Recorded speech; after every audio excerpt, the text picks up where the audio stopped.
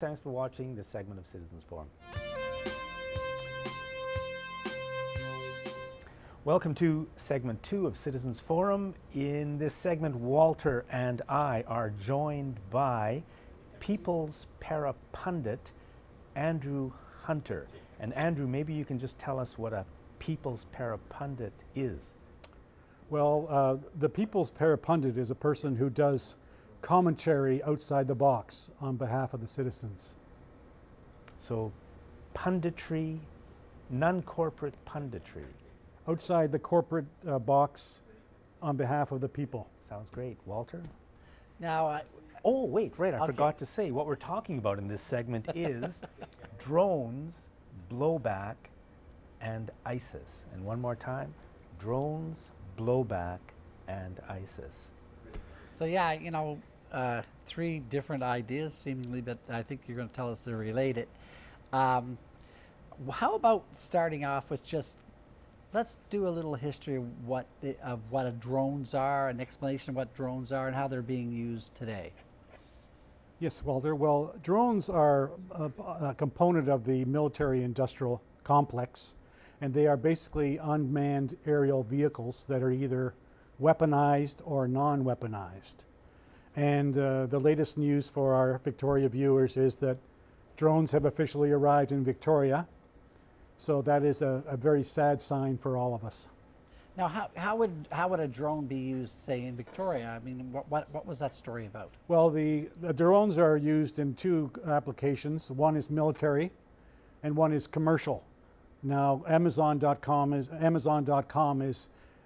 going to be using drones for delivery, which, if you could imagine a very small, unmanned aerial vehicle delivering your parcel in your backyard. Apparently that's what Amazon is going to be doing, and that's what a commercial application of drones is. And the military application of drones is what the Americans are doing in Yemen, Afghanistan, Pakistan, Syria, you name it, for targeting innocent people and civilians. And Now- people live in terror of those things. I mean, people are having severe psychological problems because they know they can be killed literally from nowhere at any time. It's really having an impact. We're never told about it. But, and you mentioned Oak Bay, Walter. Yeah, in Oak Bay, somebody had just bought or has a drone, and he is using that to fly into people's yards, or I think in the case of the Oak Bay, it was condos, so taller buildings, and just spying on people. So the police were called, and blah blah blah. So that would have been just flowing like a model airplane. That kind of an idea, just Yeah. But in the States, hand yes, in the States, I think now a lot of police forces are getting drones, and since what happens in the States always comes to Canada, I guess we can expect our police forces will also have drones, and we'll probably thank them for doing it at the time, because they will manipulate us into thinking that's a good idea. So I've seen on the internet and on the news, you'll often see this video camera showing the ground. There'll be something moving down there, and all of a sudden, boom, and it all disappears. Now, is that what a drone is doing with the camera, and then just firing a weapon at those things? Well, I would imagine so. The military use of drones, the weaponized drones, obviously come complete with cameras, because that's what the commercial drones have. Yeah. They have the cameras. So those cameras can capture the targeting of a site or an individual or a truck or whatever it is. And we see the video on television all the time. More recently, there was a video, courtesy of Vancouver, of a drone that was hovering outside of a high-rise. So unfortunately, the drones have arrived in Vancouver, and now just more recently in Victoria. The commercial application I'm talking about. Do you have to have some type of, you obviously have to have some clearances if you want to fly an airplane. What sort of authorization do you have to fly a drone in a city? Well, that's a good question, Walter. I'm not a pilot or anything, and I don't speak with a lot of aviation knowledge, but I would imagine you have to file a flight path with Transport Canada. So I think with the citizens of Victoria should be asking the governments, local, municipal, federal, are these commercial drones filing their flight paths I don't to think fly they're over commercial yet. I think it's just residential area? somebody who's bought a drone and is flying it into people's yards. That's all. That's what's happening now. And there are no rules, from what I've heard. There's no rules and no laws. Right. So, you know, go ahead and do it. Just like, as you said, flying a model airplane. or So the something. next demonstrations that one might have at the legislature, you know, whether it's, you know, the great Polly disaster or teachers or whatever, don't be surprised if we see these drones flying above us, taking surveillance photographs of who's demonstrating. It's a pretty scary development, and I think the people should be outraged that these drones have arrived and they are being used commercially without our volition. And you know, when they talk about drones, they always say, you know, 15 militants were killed by a drone attack. But a friend of mine told me that, according to the U.S. military, a militant, somebody on the other side, is anybody, any male between the ages of about 15 and 85, right? So in other words, they just kill people, and they call them militants, but they don't care who they're killing. I mean, this is, it's mass murder being carried out by Obama. And I would agree, Jack, and I can just elaborate on what you said earlier. The fallout from this, the use of weaponized drones in countries like Yemen, and again, this is all Yemen, fact. Pakistan, Exactly. Afghanistan. But apparently, from what I've heard, the children of Yemen have been so terrorized now that then when they go to bed at night, they can't sleep, and the parents are very worried because these children can only dream of the sound of drones flying overhead. So we've already seen the fallout from these killing machines in terms of the children and how they're being terrorized by their use all around the world. That is very troubling. You know, the psychological part of it, you know, is could really, really warp a whole generation. Yeah, we have to say, because nobody says it. Nobody in North America is allowed to say it. But, I mean, can we say that the United States today is the #1 terrorist nation in the world? I mean, in terms of actually creating terror, who is doing more of it? Well, I wouldn't say it's not only the United States. And I don't mean the American people. It's the people who run the United States. The another drone incident that's happened recently, which you wouldn't hear about on the news, was the fact that Israel used drones to over Iran. Over. The Iranians have shot down an Israeli drone because the drones were hovering around their nuclear development plants and everything. So we don't hear about that, but that's a fact. So the drones are being weaponized around the world, and they're being used by most nations that are not on the good side of what should be happening. That's The interesting. children are being terrorized as a result. So part 2, it's drones, blowback, and ISIS. So what's blowback? Well, blowback is a term that describes the fallout from a sort of a unilateral action taken overseas by a nation such as the U.S. I mean, one could argue that the Boston bombings, for instance, by the so-called people that did it, really, to me, is a result of the U.S. foreign policy in Chechnya. From what I understand, these alleged individuals behind the Boston bombings must have been terrorized by what the U.S. was doing in conjunction with Russia in Chechnya. Therefore, that's what blowback is. It's a fallout from a unilateral move overseas, which results in an equal action or reaction back in the country of origin. Yeah. That's what blowback is. Of course, with the Boston bombing, we don't really know. I mean, the whole official story, like the official story of 9/11 and the official story of weapons of mass destruction, and so many official stories, you can't believe it. I mean, I don't believe the official story of the Boston bombing. I don't believe anything that I'm told by our governments and spokespeople and media anymore. I just don't believe it. So I don't believe that story. It's possible. But, you know, Possible. the thing is, like with blowback, and you can see where this is not unwanted in many ways. If you have a national security state like the United States, which really operates on the concept of having all these enemies that the government has to protect its citizens from foreign enemies. If you don't have a good enemy, you have to create one, don't you? And you can see how this, say, the use of drones and the use of interventions and all sorts of things in other countries can cause, you know, some very real dislike and sometimes call it hatred of Americans, and thus would justify taking actions against Americans and attacking Americans. And I think the American military and those that are controlling the agenda might like that. Might say, okay, here we have it. We have to protect you as citizens. We need more weapons. We need more drones, maybe. Well, that's what blowback is, and blowback really is eternal. One couldn't really say blowback is the last 50 years of U.S. intervention overseas. One could go back 1,000 years. I think I mentioned to you before, Walter, the Foley so-called beheading incident that took place recently, which is the world is being subject to daily in the news media. As an example, I was watching this program called A Short History of the World on television recently, and they talked about the battle between the Christians and the Ottomans in the 16th century.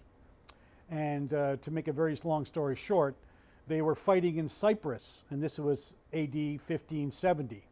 And what happened was there were the Ottomans were taking on the Christians on Cyprus, and the Ottoman leader of the military Ottomans was beheaded in Cyprus, and his head was shown as a form of superiority for the Christians. So one could ask the question, is the Foley incident and that action of beheading a recent phenomena, or has it been going on for hundreds, perhaps thousands of years? Therefore, the creation of ISIS has only been a blowback from the whole Muslim-Christian confrontation and conflicts that have happened over the last 550 years. And we don't even, I mean, for me, when I hear the story about ISIS, I don't believe that either. I mean, for all we know, the Americans are funding and training and controlling ISIS, just like Osama bin Laden worked for the CIA, you know, going back 20 or 25 years.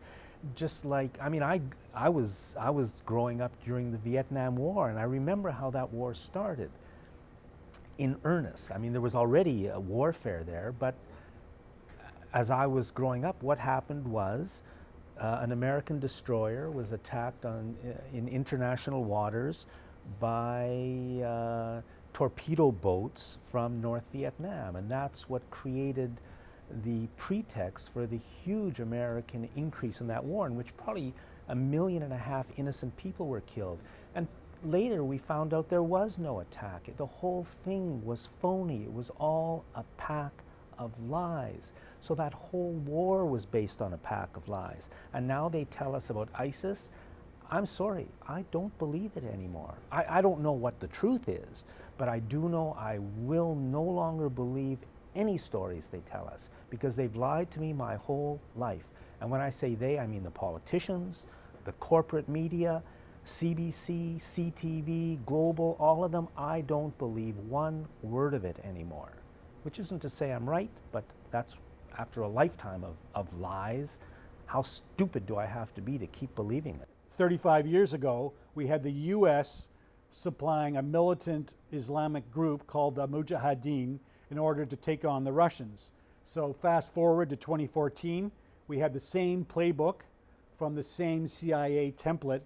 In other words, we'll create something which will take on the world and say, oh my God, we have a terror group, we must send in the drones to take them out. Oh, and by the way, here's a video of what they can do to journalists, American journalists overseas. So that would fit the model with Saddam Hussein, also, who was an American, you know, an ally or an operative of the Americans, who they eventually apparently killed. And you know, it seems like bin Laden was an operative, They apparently killed him. I say apparently because I don't know what really happened to these guys. And so ISIS, here we have, but what really is strange for me is I see these guys ripping around in these big Hummers, and they got some sophisticated weaponry. So how does a bunch of guys just wander around the desert and all of a sudden they come upon several hundred of these, machines, and somebody's got to be paying the bill. These guys have, this is a lot of weaponry. You got to, you're moving a lot of, there's a lot of personnel involved. And it's just, the story seems so strange to me. This has got to cost millions of dollars a day. And it is a coincidence, too, that the leader that we saw on the video just happened to have a British accent, which made it much easier to understand. Now, if I was trying to stage a legitimate video of a legitimate group, I would be speaking Arabic. I wouldn't be speaking with a British accent, which smells a lot of MI6 to me. And as we know, British intelligence has been in the Middle East actively and destructively for the last 95 years. It's almost 100 years. And so therefore, they have a long track record of intervention and creation of these so-called militant Islamic groups that are terrorizing the world, and therefore America must rush to take them out and help the Iraqis go back to where they should be. Yet we forget that Iraq was created almost 100 years ago as a result of the colonial powers of England, France, and the US divvying up the Middle East to create satellite colonies such as Syria, Lebanon, and Iraq. Therefore, in the end part of World War I, which we are celebrating here in Canada this year, courtesy of our government, we should be looking at the real history of World War I and the real history of what happened in the Middle East post-World War I.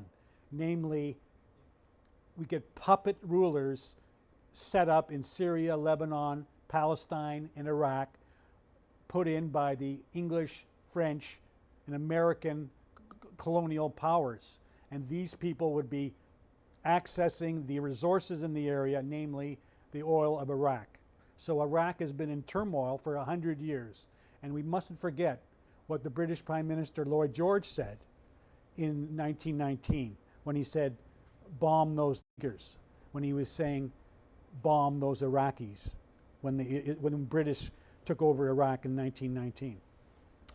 So the story, and I love the fact that you're putting historical context into this analysis. And I try, and many of us try, but because the history is not well known, about how the facts of what really did happen. And many times the politics in the Middle East particularly, and I've been trying to follow it for many years, and it's because all the reporting seems to come in the middle of the problem. There's no real past, and you really can't see into the future very far. You just see a report, you see some attacks occurred, you have the Israelis attacking Gaza Strip, and they're calling that a war when really, it's not really a war when you have like 2,200 die on one side and a handful of Israelis die. That's not really a war. It's, so it really makes you wonder, what in fact, what's causing this turmoil. Noam Chomsky called Israel the unsinkable battleship for the West in the Middle East. And he felt that that was one of the major motivators to create the State of Israel. So, the West, meaning Northern Europe and the United States, could exert influence on the region and have, let's say, a military base there. Do you see it that way? Well, I think that's what we have to do. We have to look at the history more closely, and especially if we're being told by the federal government, the Canadian government, that we must celebrate the centennial of the First World War. And I think it's for the citizens of Victoria and Canada to examine the real history, the real facts of the First World War, how it started, who benefited, and how the Middle East and Europe, including Ukraine, was carved up. Now, if you just look at the facts of the end of First World War, what do we have? We have Russia being convinced by Germany, who's trying to hold on to win the war. You guys, we don't want to fight you, so we'll let the communists rule Russia. You guys must stop the war so we can send all our troops to the front to face the French and the English and the Canadians and the rest of the imperial powers. And that what happened was, after the war, a certain part of Russia was ceded from Russia, namely Ukraine. The Ukraine was taken away from Russia in 1919. That's 100 years ago.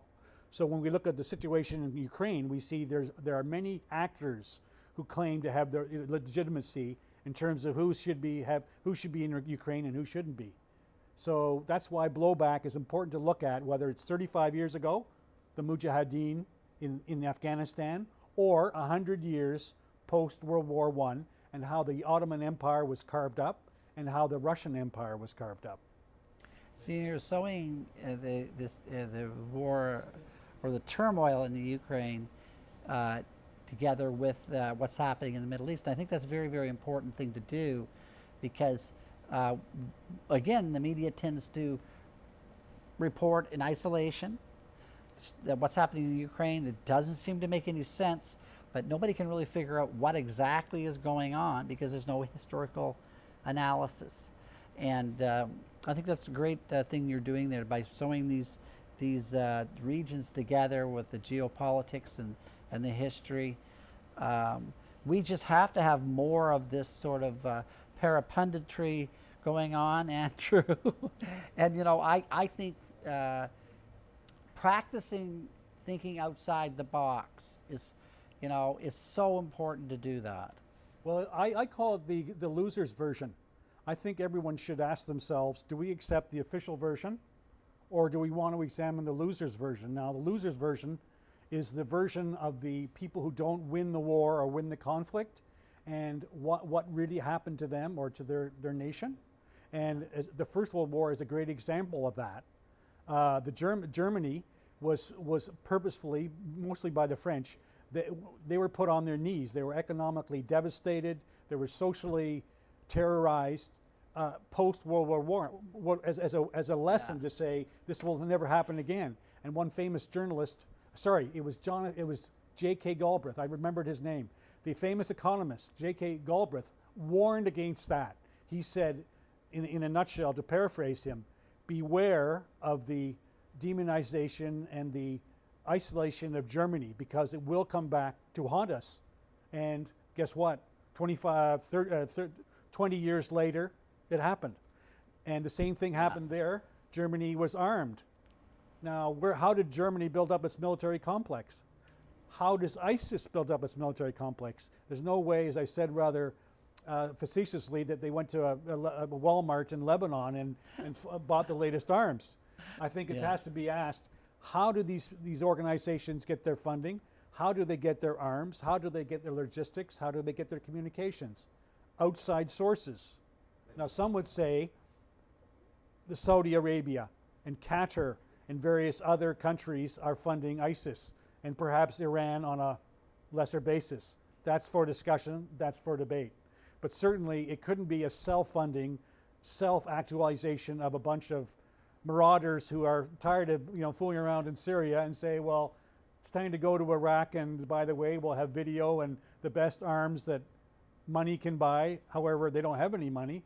And the sad part is the radicals that they've so-called imported from Canada, America, and Britain.